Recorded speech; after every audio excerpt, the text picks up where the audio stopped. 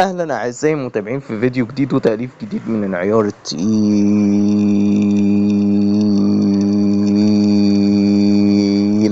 جدا. تأليف جديد من العيار التقيل جدا يا اعزائي المتابعين، واغنية حزينة جديدة بعنوان لو حصل بينا من تاني لقاء. لو حصل بينا من تاني لقاء. فطبعا العنوان المكتوب قدامكم ان اغنية حزينة عنوانها واكون مبسوط. ده كان العنوان الأولاني، بس تم تعديل هذا العنوان، وأنا اللي عدلت العنوان لأني كنت شايف إن أغنية حزينة لأ، العنوان ده مش عاجبني، فحبيت إن أنا أعدل عنوان الأغنية حزينة. طبعا يا أعزائي المتابعين، يعني أغنية حزينة من عيار تقيل جدا، بتتكلم عن الفراق، بتتكلم عن الحزن ما بعد الفراق، حاجة كده يعني مفيش منها اتنين صراحة. أنا الأغنية حزينة دي اشتغلت عليها بتاع يومين بحالهم، جات لي فكرتها من نتيجة موقف معين كده، فأنا قررت إن أنا أعمل الأغنية حزينة دي، وهقرا لكم جزء كمان، من كلمات الأغنية حزينة دي. لو حصل بينا من تاني لقاء، ويشفي حزن الفراق، وأكون مبسوط جدا وأنا معاك، ما أنا هعوز إيه من الدنيا دي تاني غير إني أكون معاك.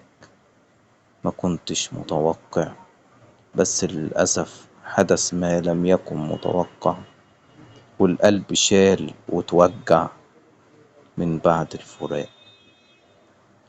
طبعا يا أعزائي المتابعين، الكلمات بتاعت الأغنية حزينة دي رهيبة جدا جدا، مفيش أقوى من الكلمات دي صراحة.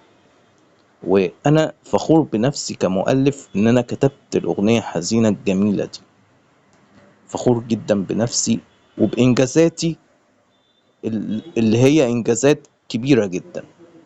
وطبعا يا أعزائي المتابعين، أحب أشكر 147 مشترك إنهم بيتابعوني وبيتابعوا القناة.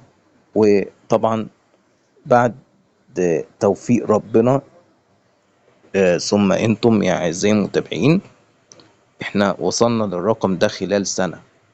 وطبعا أحب أتوجه بالشكر للشعب العراقي، اللي يعتبر حتى رغم ان نسب مشاهداته قلت في القناة، لكن هو برضو بيظل المركز الاول في المتابعة. حتى الاحداثيات هي اللي بتقول كده مش انا، يعني الاحداثيات مورياني تقرير ان الدولة العراقية بتتابع القناة بنسبة 34%، اما الدولة اللي انا منها مصر بتدعم القناة بنسبة 14%، وده نسبة يعني ضعيفة جدا. يعني مش حال ما أنا مصري زيكم، ليه النسبة الضعيفة دي؟ الغرباء يعني الغرباء قدروني أكتر من الدولة اللي أنا فيها، معرفش ليه. ودولة هندوراس يعني حتى الآن يعني أنا شايف بعض الاهتمام منهم، والإحداثيات هي اللي بتقول كده مش أنا. طبعا يا أعزائي المتابعين، في فيديوهات شورتس هنزلها، بس مش الوقت يعني، في وقت لاحق هيتم تنزيل فيديوهات شورتس. طبعا ما تنسوش يا أعزائي المتابعين إن إحنا عندنا هدف نبيل، وهو دخول مجال التمثيل. فأتمنى يعني يا أعزائي المتابعين إن إحنا يعني نحقق الحلم الصعب ده. أنا طبعا يا أعزائي المتابعين ممتن ليكم، بحبكم جدا وأحب أشكر بدعمكم. والحمد لله إن ربنا قدرني إني أكون يوتيوبر، وإني أعمل محتوى على اليوتيوب. ودي كانت فكرة يعني تم دراستها في عام 2021، ثم تم تنفيذها في عام 2023. وطبعا يا أعزائي المتابعين، أشارككم إنجازاتي خلال عام من العمل على القناة.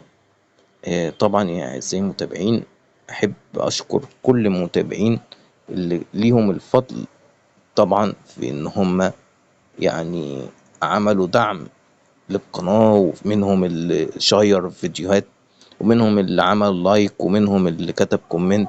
شكرا لكل واحد ساهم في شهرة هذه القناة. شكرا لكل المتابعين اللي ليهم الفضل عليا. وطبعا يا أعزائي المتابعين، حتى في فيديوهات لأغاني دعم دولة فلسطين. وطبعا يا أعزائي المتابعين، يعني في فيديوهات كتير موجودة في القناة.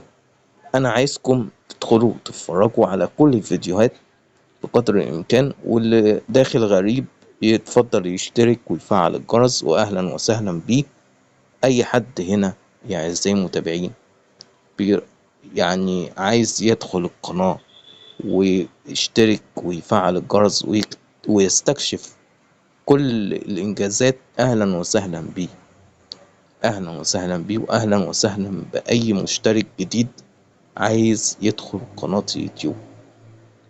أشوفكم في فيديو جديد، مع السلامة.